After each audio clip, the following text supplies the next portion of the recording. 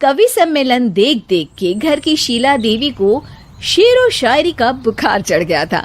अब वो सीधे मुंह किसी को जवाब ही नहीं देती थी। उनके पति और उनका बेटा तो काम करने घर से बाहर चले जाते थे और उनकी शायरी झेलनी पड़ती थी बहू रेणु को। अब सास बोलती नहीं, अर्ज करती थी, संदूक पे रखी संदूक, संदूक में रखे झुमके, बहू झुमके निकाल के दे मेरे, कहाँ लगा रही है ठुमके। माँ जी, झुमके तो आपके निकाल दूंगी मैं, लेकिन आपके दिमाग से ये शायरी का भूत कैसे निकलेगा? छोटे लोग नहीं समझेंगे, शायरी है शौक बड़ा, तू अपने काम से काम रख, मेरे काम में मत टांग अड़ा। शौक अलग बात है, लेकिन हर चीज में अपना शौक डाल देने से जग हसाई हो सकती है सासू माँ। अरे मैं हूँ एक नंबर कलाकार, कोई ऐसी वैसी बला नहीं, तुम घर के कामों में उलझी, समझोगी मेरी कला नहीं। ठीक है माँ जी, आप नहीं समझती तो कोई बात नहीं, लाओ मैं आपके झुमके ही निकाल कर दे देती हूँ।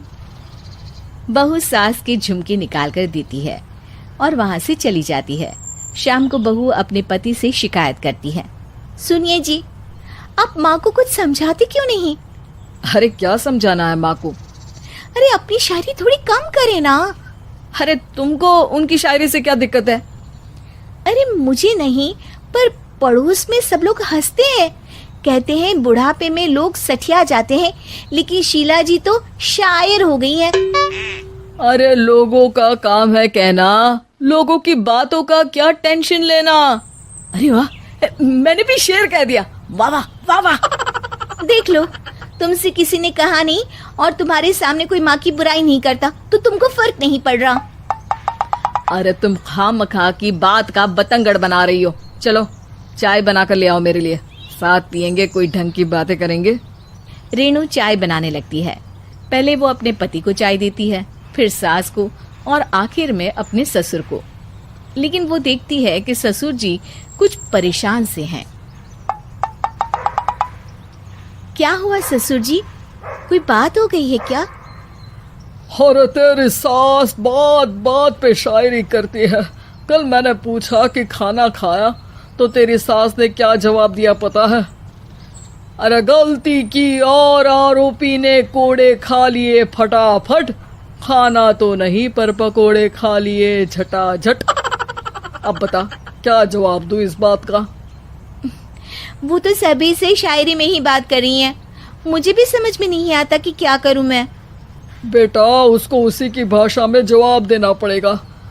मैं तो आम बातचीत में भी उसके सामने कुछ नहीं बोल पाता, शायरी में क्या बोलूंगा भला।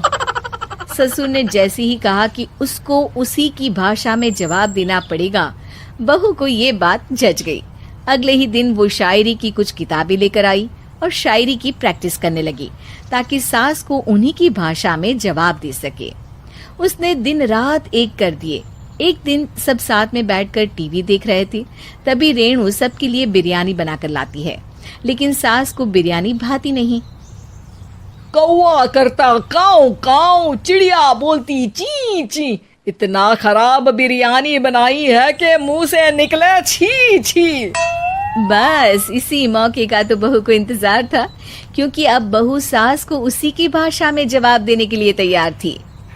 माँ जी, हमको अपनी ये बेकार शायरी ना सुनाइए, जैसी भी बनी है बिरयानी चुपचाप खाइए।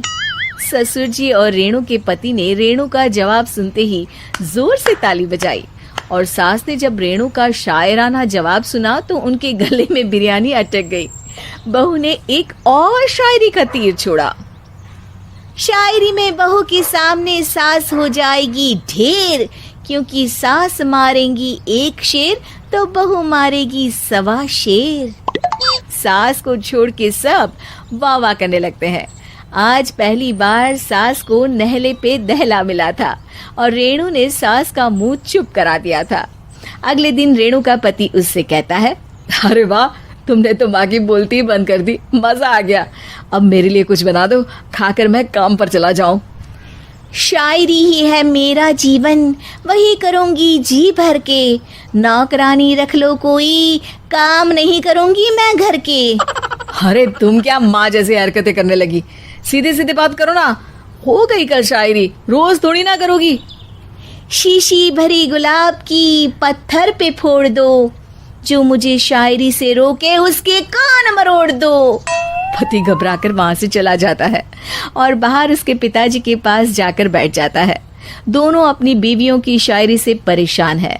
ससुर को पछतावा होता है कि क्यों उसने बहू को सास की भाषा में ही जवाब देने का आइडिया दिया। अब तो घर में दो दो शायर हैं। दोनों एक साथ दुखी स्वर में कहते हैं, हम दोनों की ही बीवियां जब से शायर हो गई है, क्या बताएं, जिंदगी एक फटा हुआ टायर हो गई है।